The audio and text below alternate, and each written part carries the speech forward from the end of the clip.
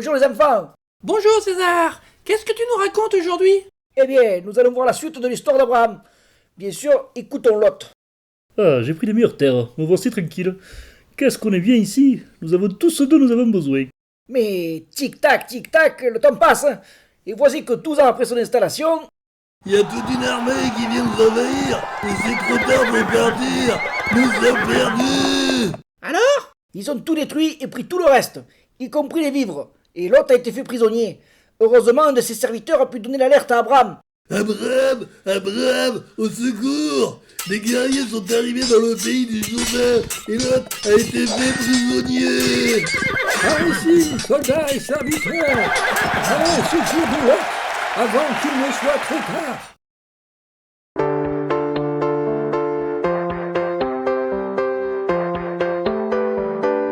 C'est la vie au Jourdain. Quand soudain une armée attaque, vie en danger. Abraham, au secours toi et les tiens prisonniers. Le dit mouvementé pour toi. Dieu avec toi, prête du pain. Tu es béni.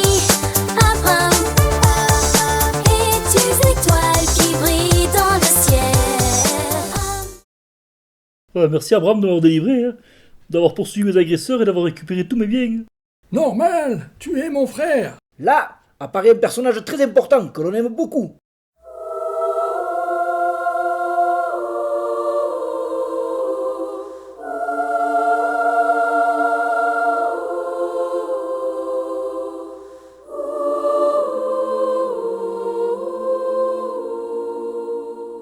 C'est qui?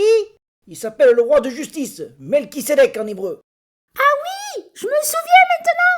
Il y a une grande prière à la messe où le prêtre dit à l'autel le sacrifice de Melchisédek, ton grand prêtre. Je n'ai jamais compris. Melchisédek était à la fois roi de Salem, qui veut dire la paix, et prêtre. Il apporte du pain et du vin. Et la séparation des pouvoirs? À l'époque, la royauté revêtait un aspect sacré avec la mission de garantir le culte. Les rois de France eux-mêmes ont été sacrés à Reims. Même maintenant, il y a la possibilité de célébrer son culte. Pain et vin expriment dans la Bible un certain aspect festif et joyeux, et même parfois l'abondance.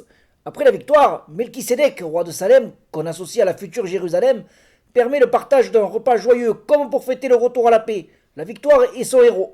Mon cousin breton m'a dit que lorsque son arrière-grand-père arrivait à la gare Montparnasse à Paris, ils entraient dans les cafés et ils demandaient du pain et du vin, ce qui dans leur langue se dit bara-agouin. Quel baragouin! Alors Melchisédek bénit Abraham au nom de son Dieu, et il bénit son Dieu d'avoir offert la victoire à Abraham. Ce dernier accueille favorablement cette bénédiction par une dîme, une offrande à son Dieu. Alors? Ce Melchisédek, qui est un étranger à mon peuple, me fait un cadeau au nom de Dieu. Sa bénédiction vient du Seigneur très certainement. Abraham t'a secouru. Voici venir le roi de justice. Près du Dieu, très haut Melchisédek, il te bénit. Abraham, vie mouvementée pour toi. Dieu avec toi, près du pain. Tu es béni. Abraham, et tu étoiles qui brillent dans le ciel.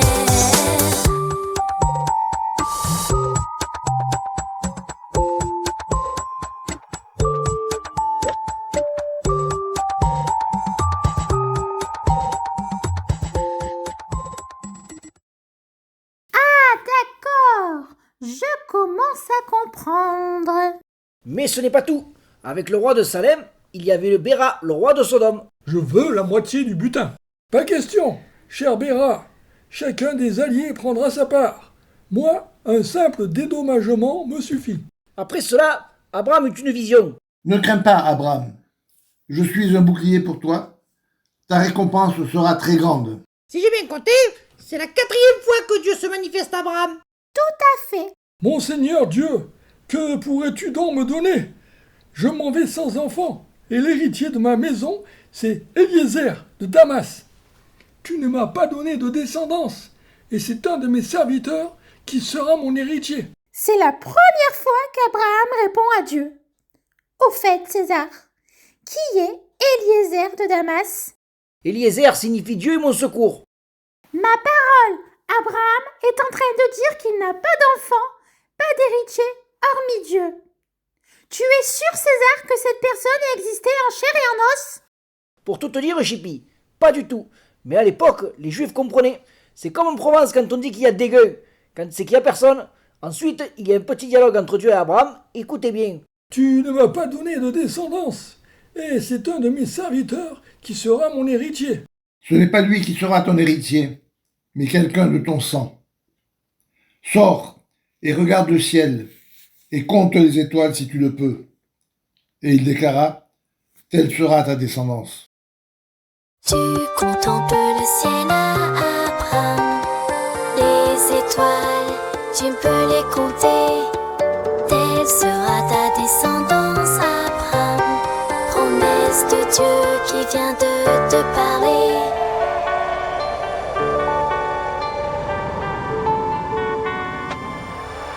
Vie mouvementée pour toi, Abraham, Dieu avec toi, près du pain, du vin, tu es béni, Abraham, Abraham, et tu étoiles qui brillent dans le ciel. Et Abraham y a cru? Bien sûr, à sa façon. Il était certain que c'est Dieu qui lui parlait. Et Dieu tient toujours parole. Je suis le Seigneur, qui t'ai fait sortir d'Ur en Chaldée, pour te donner ce pays en héritage. Seigneur mon Dieu, comment vais-je savoir que je l'ai en héritage? Prends-moi une génisse de 3 ans, une chèvre de 3 ans, un bélier de 3 ans, une tourterelle et une jaune de colombe. Pourquoi ces animaux-là? Ces animaux servent au culte pour Israël. Nous sommes en présence d'un acte rituel. Allez-vous-en, rapace, allez-vous-en. Puis Abraham s'est endormi. Comme pour Adam lors de la création d'Ève en Genèse 2? Oui, c'est comme cela que l'on indique une intervention divine d'importance dans la Bible. Maman me dit toujours que la nuit porte conseil. Les enfants, Dieu parle, écoutons-le. Sache-le bien. Tes descendants seront des immigrés dans un pays qui ne leur appartient pas. On en fera des esclaves. On les opprimera pendant 400 ans. Mais la nation qu'ils auront servie, je la jugerai à son tour, et ils sortiront ensuite avec de grands biens. Quant à toi, tu rejoindras tes pères dans la paix. Tu seras enseveli après une heureuse vieillesse. Tes descendants ne reviendront ici qu'à la 4e génération, car alors seulement la faute des Amorites aura atteint son comble. Dis César, il me semble que là, Dieu est passé d'un héritier à toute une descendance, toute une lignée. Comme d'habitude, tu as tout compris, Chippy. À ta descendance, je donne le pays que voici, depuis le torrent d'Égypte jusqu'au grand fleuve, l'Euphrate. Ça en fait de la surface pour des gens qui se déplacent à pied. Oui, Chippy. Surtout, une alliance est conclue entre Dieu et Abraham. Une alliance? Comme la bague que papa et maman portent à leurs doigts? Oui, Mino. Sauf que la bague, elle, marque que jamais l'un n'abandonnera l'autre. C'est un signe. L'alliance entre époux. C'est une qualité relationnelle, fraternelle, féconde et équitable. Alléluia!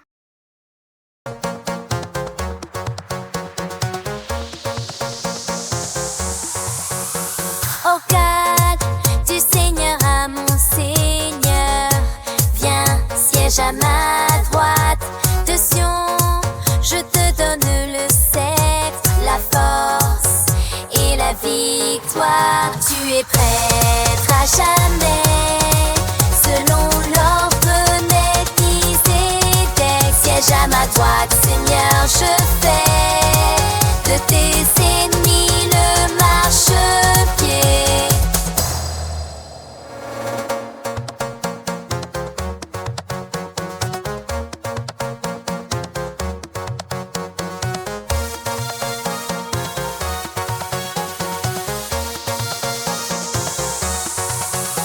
Le Seigneur te rend invincible, domine jusqu'au cœur de l'ennemi.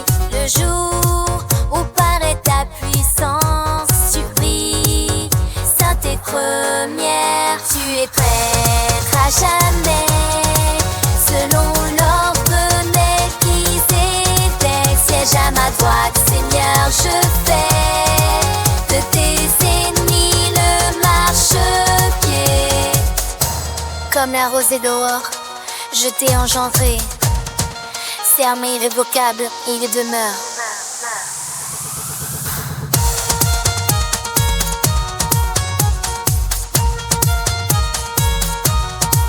Tu es traître à jamais, selon l'ordre Melchizedek. Tu es traître à jamais, selon l'ordre Melchizedek. Siège à ma droite, Seigneur, je fais de tes ennemis le marchepied.